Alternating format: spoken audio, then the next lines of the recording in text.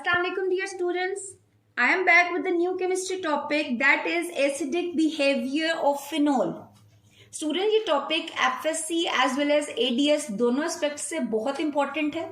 ये topic FSC second year की book में चैप्टर नंबर 11 में बनता है. Chapter number 11 that is alcohol phenols and ethers and likewise ADS part 2 organic chemistry में भी ये topic alcohols phenols and ethers के चैप्टर में है. इसके अलावा एडीएस पार्ट ऑर्गेनिक केमिस्ट्री में जो चैप्टर बेसिक कॉन्सेप्ट्स है, जो पहला चैप्टर है, उसमें भी ये बहुत इंपॉर्टेंट रीजनिंग क्वेश्चन काउंट होता है. टॉपिक स्टार्ट करने से पहले मैं आपको रिमाइंड करवाती जाऊं कि अभी तक अगर आपने मेरा चैनल सब्सक्राइब नहीं किया तो स्टूडेंट्स जरूर मेरा चैनल सब्सक्राइब करें ताकि आपको मजीद केमिस्ट्री से रिलेटेड वीडियोस मिलती रहें. और अगर वीडियो अच्छी लगे तो इसे लाइक जरूर कीजिएगा. और अगर कोई भी सजेशन है, कोई भी क्वेश्चन है तो जरूर कमेंट बॉक्स में कमेंट कीजिएगा. सो स्टूडेंट्स अब हम अपने टॉपिक की तरफ चलते हैं. That is acidic behaviour of phenol.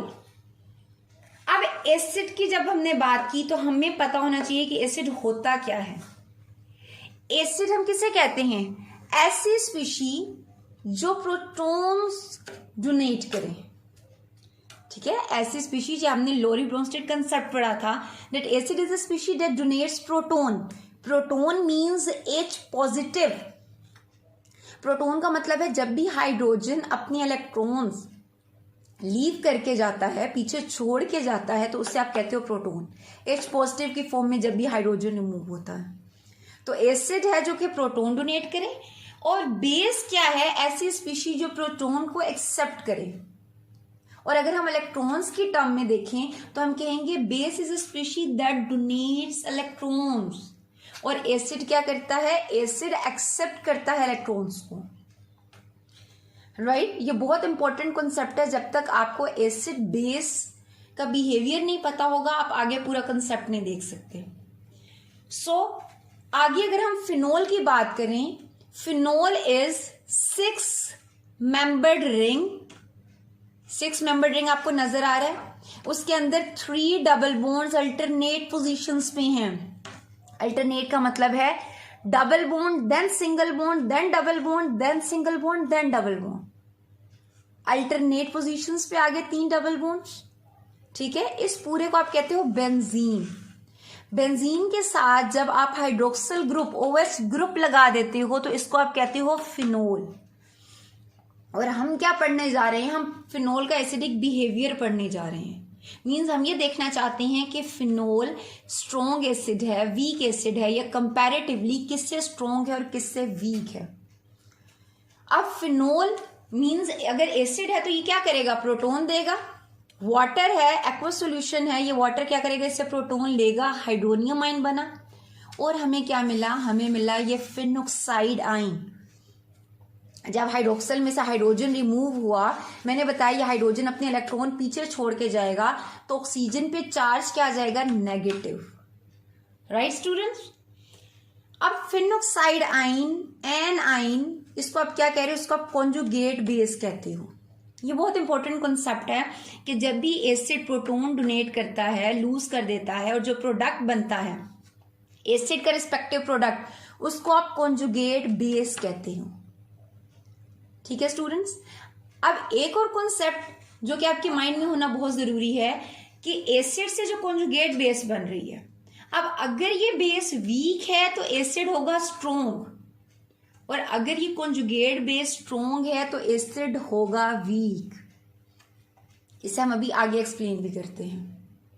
ठीक है, अगर कॉन्जुगेट बेस वीक है, वीक का क्या मतलब है? मैंने अभी बताया बेस किसे कहते हैं? जो इजीली इलेक्ट्रॉन डोनेट करे. ठीक है, और अगर बेस को इलेक्ट्रॉन देने में डिफिकल्टी होगी, इलेक्ट्रॉन इजीली लूज नहीं कर सकेगी बेस, मतलब कि वो अच्छी बेस नहीं है, means that is weak base. Means कि उसकी स्टेबिलिटी ज्यादा है. ऐसे ही है ना, बेस अगर ज्यादा स्टेबल है मतलब कि वो अपने इलेक्ट्रॉन लूज नहीं कर रही, मतलब कि वो वीक है, वीक बेस है, बिकॉज वो बेसिक बिहेवियर शो नहीं कर रही. और अगर बेस स्ट्रॉन्ग है मतलब कि वो जो उसका करेक्टर है, बेसिक करेक्टर, मतलब कि इलेक्ट्रॉन्स को वो इजीली लूज कर सकती है.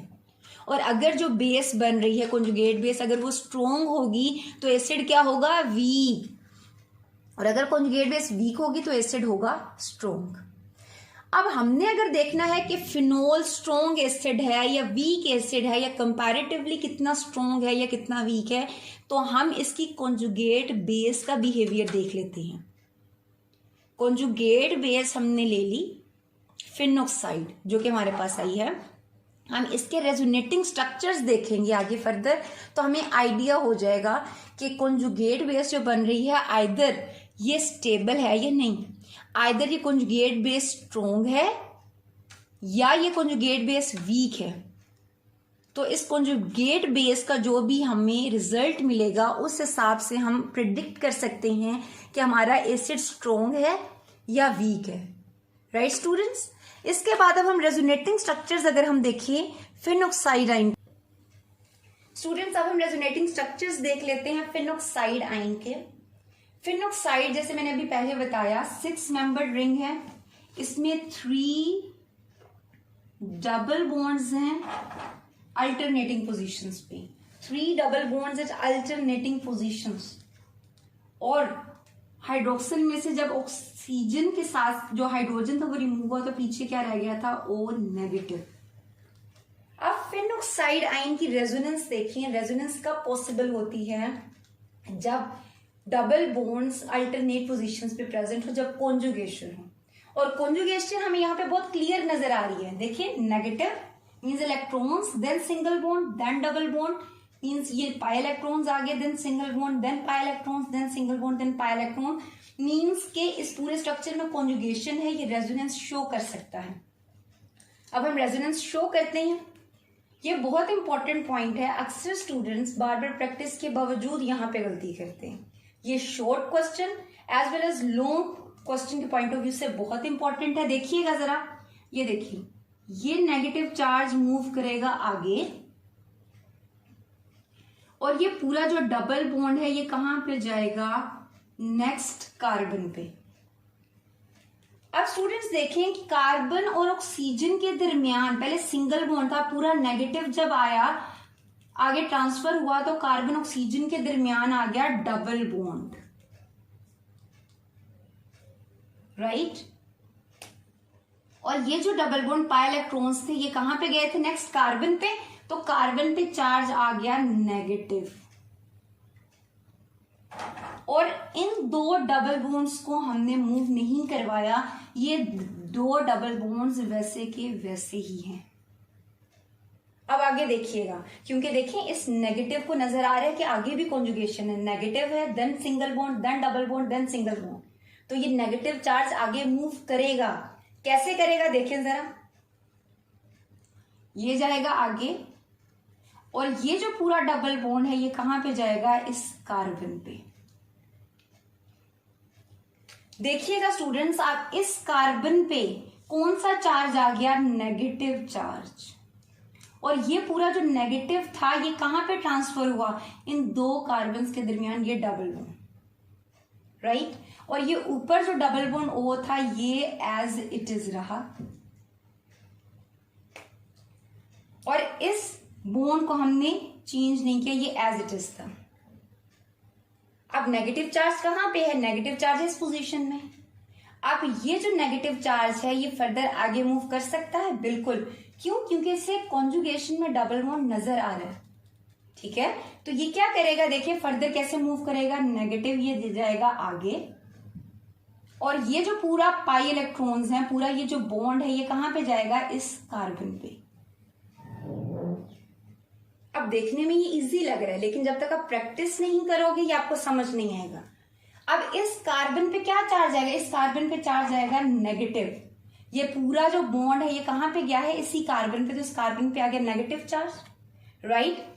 अब ये जो नेगेटिव है ये कहां पे गया था, इन 2 कार्बन के दरमियान, मीन्स यहां पे आ गया double bond, right, bond increase किया हमने, और ये जो डबल बॉन्ड O है ये वैसे का वैसे ही रहा, राइट स्टूडेंट्स।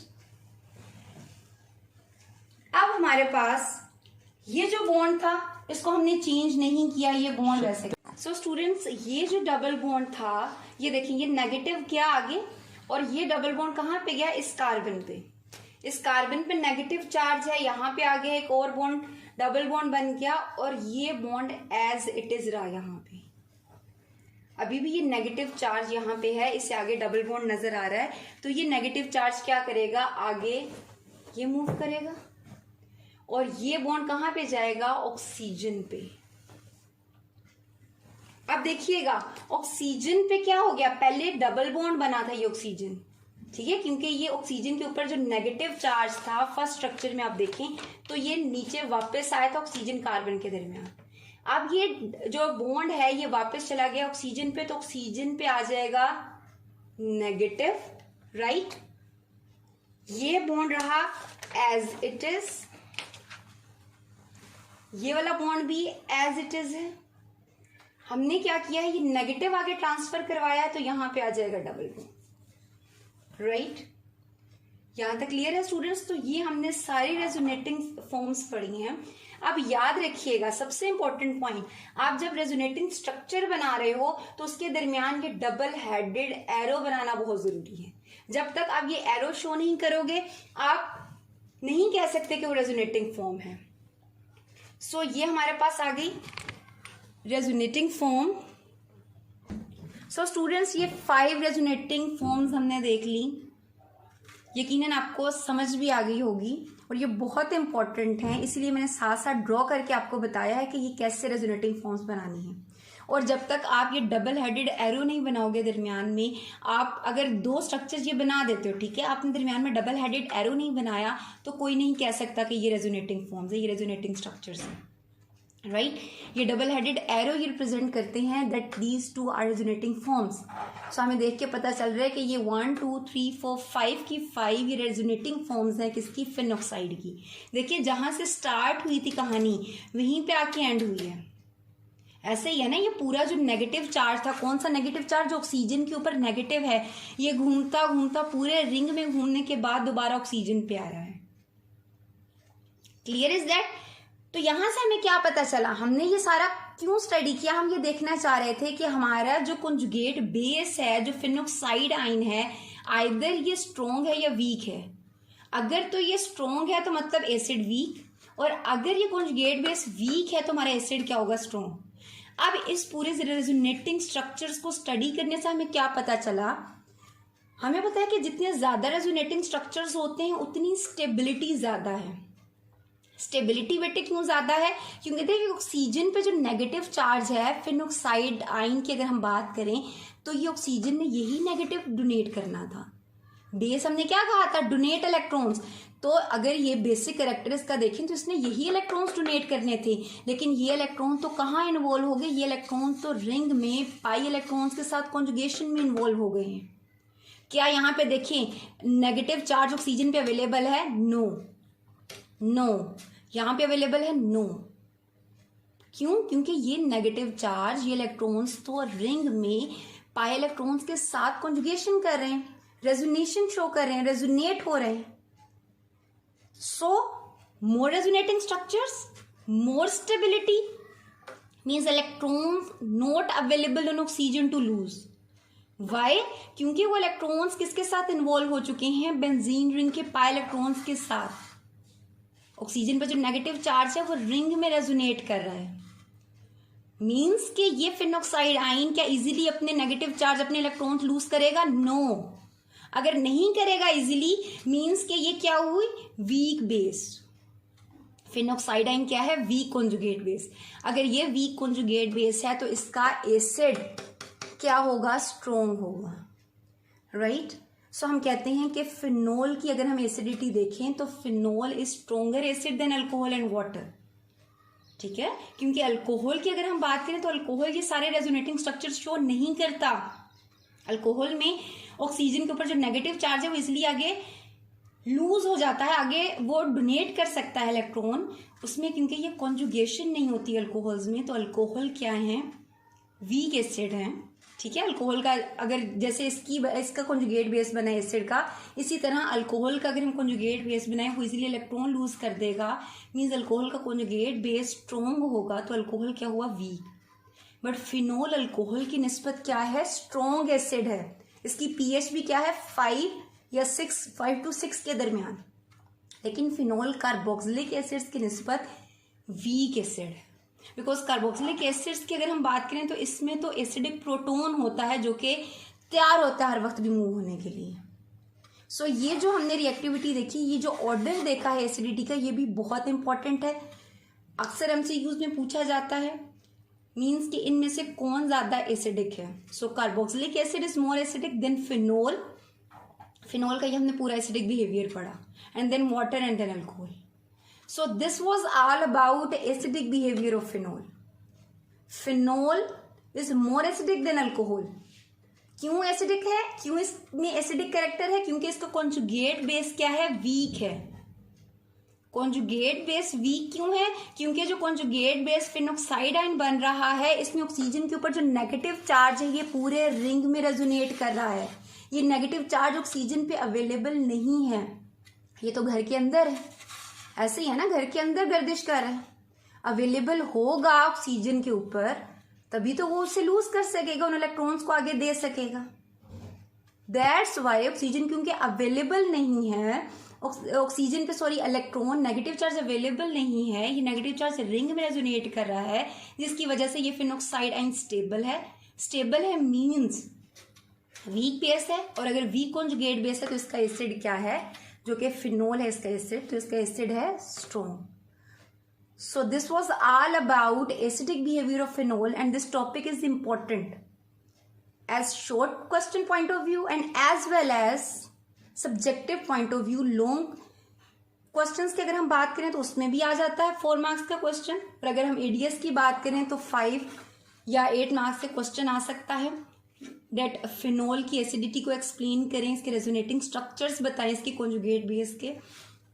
अगर हम एफएससी की बात करें तो लॉन्ग क्वेश्चन के लिए तो ये इंपॉर्टेंट है ही है, और शॉर्ट में कैसे आ सकता है, शॉर्ट में आपसे ये रेजोनेटिंग स्ट्रक्चर्स पूछ लिए जाते हैं, ठीक है, या आपसे पूछ लिया जाता है that phenol is stronger acid than alcohol, justify.